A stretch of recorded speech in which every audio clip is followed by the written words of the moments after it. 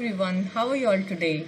I'm back today with a few more writing tips which can be used in the article writing, paragraph writing, letter writing also when you write personal letters. So few writing tips which I want to give you. So first let me go to paragraph writing. What kind of paragraphs you get in your test or exams?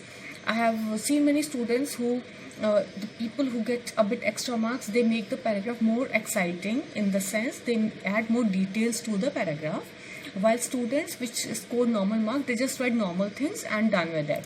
So let me tell you how to analyze what to write in a paragraph. The first important thing, what is the topic?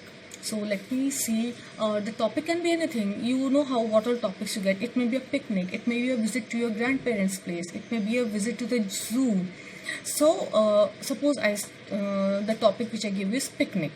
So what all points to be noted when writing a paragraph for a picnic? So just let me read out a few points which I have noted down for you students. So the first question is which you're going to answer in the paragraph. When did you decide to go for a picnic? ऐसा क्या था कि आपने picnic decide किया? Was it a Sunday, was it your birthday, या weather बहुत अच्छा था? So how do you decide कि आप पिकनिक गए थे? एकदम से उठ के पिकनिक का तो नहीं होगा ना, मे बी संडे था, छुट्टी था, पब्लिक हॉलीडे था, बर्थडे था. सो फर्स्ट फॉरमोस्ट डिफाइन करो कि आप पिकनिक किस ओकेशन पे गए थे. Fine, that's done. The second point which I've noted here is which place did you choose? आप कहाँ पे गए थे picnic? Okay, it can be जू में कई लोग पिकनिक जाते हैं, यू नो, लंच पैक करा के and all that. They may go to a golf course, they may go to a park, they may go to a monument. कहीं पे भी आप पिकनिक जा सकते हो, है ना. So where did you go? Next to decide that कि हम सब ने मिलके we all decided that let us go to the zoo for the picnic.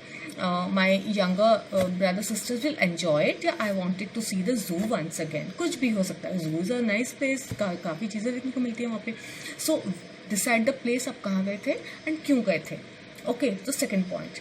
Third point which I've noted is with whom did you go? आपके साथ कौन कौन गया था?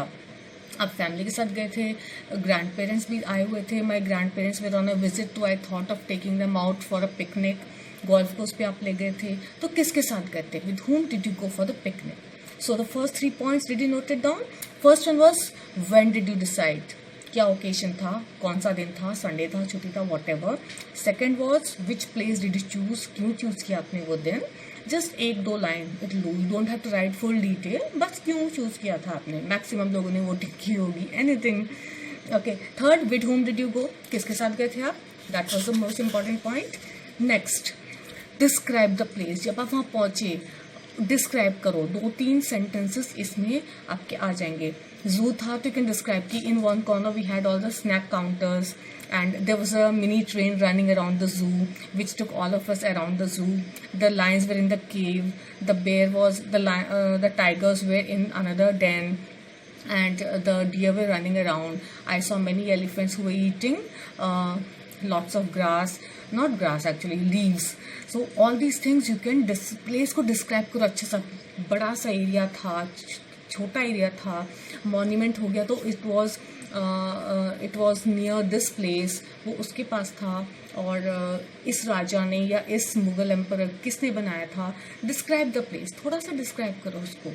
एक 2-3 lines about the place way you visited. आप बस जाके एकदम से खाना नहीं शुरू कर दोगे ना. अगर कोई पार्क था तो define the place. It's a very beautiful park. वहाँ पे हर विंटर में फ्लावर फेस्टिवल होता है and there we get to see many kinds of plants which जिस प्लांट्स के सामने मार्क रहता है what is the name of the plant. So it had much information about the plants in our ecosystem. So describe the place. Okay. Next important point is what all did you do there? तो आपने वहाँ पे क्या क्या किया. तो पहले या तो आपने वहाँ घूमा होगा, सपोज जू है तो एनिमल्स देखे होंगे या वॉट एवर. और अगर आप मॉन्यूमेंट में गए थे तो पहले आपने पूरी वहाँ के आर्किटेक्चर के पिक्चर्स खींचे, वहाँ के गाइड से आपने उसकी हिस्ट्री ली. या अगर आप गोल्फ कोर्स गए थे तो पहले आपने थोड़ी देर गोल्फ खेला वहाँ पे. So what did you do there? आपने वहाँ पे क्या किया. Okay. Next, how long were you there? आप वहाँ किस टाइम, मतलब you were there from morning till evening, for a few hours. How much time did you spend there? We came back at night, we came back in the evening. We really enjoyed our day. It became dark, so we decided to come.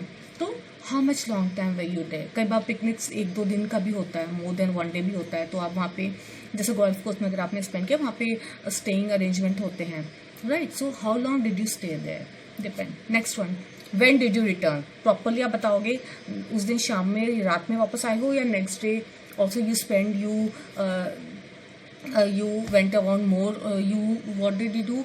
आपने कुछ और extra areas वहाँ पे cover किए, जैसे monument है तो आपने और पूरा उसके पास एक और मॉन्यूमेंट था, वहाँ पे भी आप चले गए. गोल्फ कोर्स आपको इतना पसंद आया, आपने एक दिन और गोल्फ खेलने का डिसाइड किया. So how long did you stay there and when did you return, that is very important. Last, very important, did you enjoy there. या आप लिखोगे आपका दिन कैसा गया था. Did everybody enjoy, did you enjoy, आपको वहाँ जाके क्या एक्स्ट्रा मिला, हैप्पीनेस, जॉय, आपकी हिस्ट्री थोड़ी स्ट्रांग हुई, what all happened, why did you enjoy, आपको डिफरेंट क्यों लगा, and why will you recommend your that place to anybody. So these are the important points when you go and write for a picnic. Same thing applies for any other paragraph. Topic क्या है उसको 5-6 points में split करो कि हम उसमें क्या क्या कर सकते हैं. डिफाइन करो, डिस्क्राइब करो, वाई, व्हेन, हाउ, ये सारी चीज़ें करके आप वो पैराग्राफ फ्रेम कर सकते हो. Like you went for a movie, Y did you go for movie.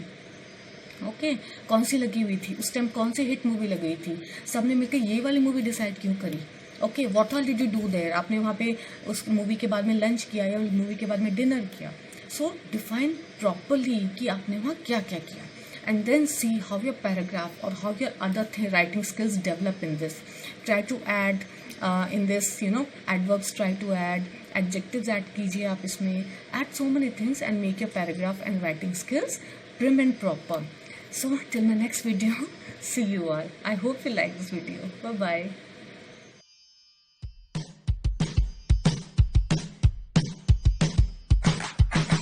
Today is gonna be a little something